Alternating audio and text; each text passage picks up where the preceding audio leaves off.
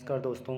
आज हम third grade अध्यापक परीक्षा भर्ती परीक्षा के लेवल 2 साइंस में उत्तक टॉपिक पर आधारित कुछ इम्पोर्टेंट क्वेश्चनों की अगर हम बात करेंगे, जिसमें सबसे पहला क्वेश्चन आता है, हिस्टोलॉजी का जनक किसे कहा जाता है। तो प्यारे दोस्तों, इस क्वेश्चन का आंसर होगा बाइकॉट या बीचेट। अगर हम बात करते हैं बाइकॉट या बीचेट की, तो बाइकॉट या बीचेट ने जंतु शरीर के लिए उत्तक शब्द का प्रयोग किया था, जबकि एन ग्र्यू ने पादप शरीर के लिए उत्तक शब्द का प्रयोग किया। अगर हम बात करते हैं हिस्टोलॉजी शब्द, जिसमें हिस्टोलॉजी में उत्तकों का अध्ययन किया जाता है। अब इस हिस्टोलॉजी शब्द को किसने दिया था, तो हिस्टोलॉजी शब्द दिया था मायन ने, और मार्सेलो मेलपिगी ने हिस्टोलॉजी की शाखा की स्थापना की थी। ठीक है दोस्तों, नेक्स्ट क्वेश्चन, निम्नलिखित में से कौन से जंतु उत्तकों के प्रकार हैं। एक तो फर्स्ट ऑप्शन दे रखा है उपकला उत्तक, दूसरा दे रखा है पेशीय उत्तक, तीसरा दे रखा है संयोजी उत्तक, चौथा आ जाएगा तंत्रिका तंत्र, जिसके ऑप्शन हैं केवल ए और बी, केवल बी व सी, केवल ए बी व सी, और ए बी सी व डी। ठीक है दोस्तों, तो इस क्वेश्चन का आंसर होगा ऑप्शन 4, ए बी सी व डी, चारों ही जंतु को उत्तकों के प्रकार हैं।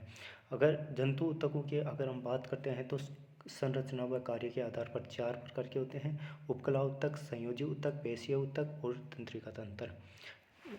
उपकला उत्तक में त्वचा व ग्रंथियाँ आएंगी, और उसके बाद में पेशीय उत्तक में अपन देखते हैं रक्त एवं अस्थि व उपास्थियाँ पढ़ेंगे।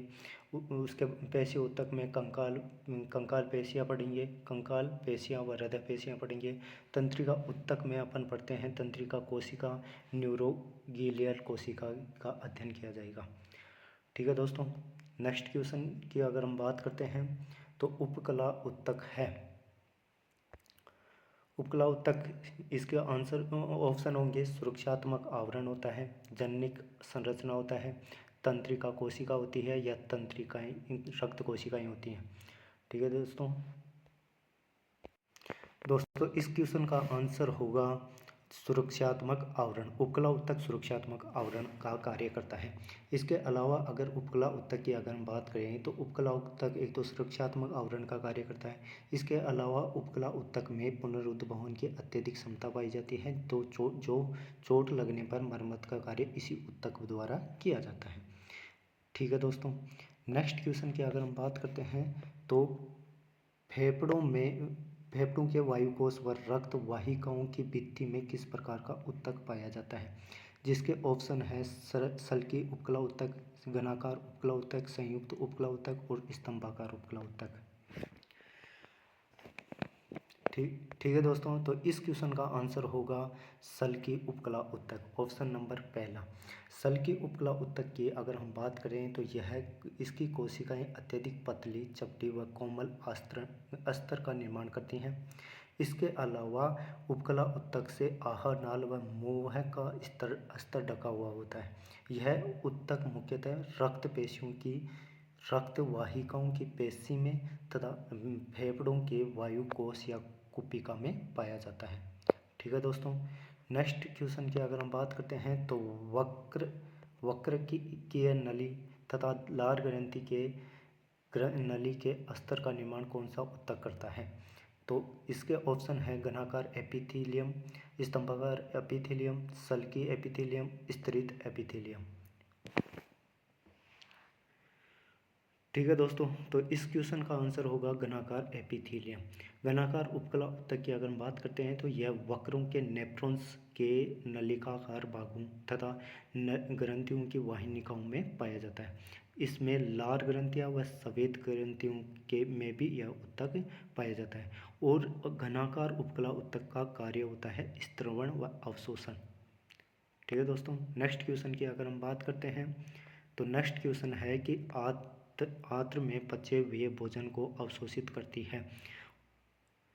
उपकला उत्तक में कौन सा प्रकार इसके लिए उत्तरदायी होता है, जिसके ऑप्शन दे रखा है स्तरित सल्की उपकला, स्तंभाकार उपकला, तरकुरेस उपकला और घनाकार उपकला।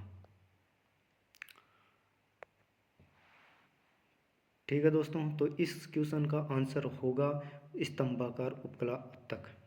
स्तंभाकार उपकला उत्तक की अगर हम बात करते हैं तो यह अवशोषण व स्त्राव में सहायक होता है। जैसे भी आंत्र के भीतरी स्तर में जहाँ लंबी या स्तंभाकार उपकला कोशिकाएं मौजूद होती हैं, यह स्तंभाकार उपकला एपिथेलियम अवरोध को पार करने में सहायक होता है। और इस उत्तक की सतह पर क्या पाए जाते हैं? सूक्ष्मांकुर पाए जाते हैं, जो आमाशय, आंत और आंतरिक स्तर में पाए जाते हैं। ठीक है दोस्तों, तो नेक्स्ट क्वेश्चन इसका आंसर होगा आंत्र श्लेष्मा उपकला की कौन सी कोशिकाएं श्लेष्मा का स्त्राव करती हैं? इसमें आ जाएंगी मुख्य कोशिकाएं, गोबलेट कोशिकाएं, पेप्टिक कोशिकाएं या ऑक्सेंटिक कोशिकाएं। तो इसका आंसर होगा गोबलेट कोशिकाएं। इसका आंसर होगा गोबलेट कोशिकाओं की अगर बात करते हैं तो कलश कोशिकाएं यानी कि गोबलेट कोशिकाएं आंत इंस्टेटाइन के अस्तर में रूपांतरित स्तंभाकार उपकला कोशिकाएं होती हैं जो श्लेष्मा का स्त्रावण करती हैं। ठीक है दोस्तों, नेक्स्ट क्वेश्चन इसका क्या नेक्स्ट क्वेश्चन आएगा कि ग्रंथियां किस प्रकार के उत्तक से बनी होती हैं? जिसके ऑप्शन हैं संयोजी उत्तक, उपकला उत्तक, पेशीय उत्तक और तंत्रिका उत्तक।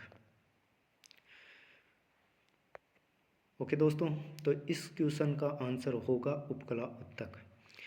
उपकला उत्तक की अगर हम बात करते हैं तो सभी ग्रंथियां ग्लैंड से उपकला उत्तक की बनी होती हैं।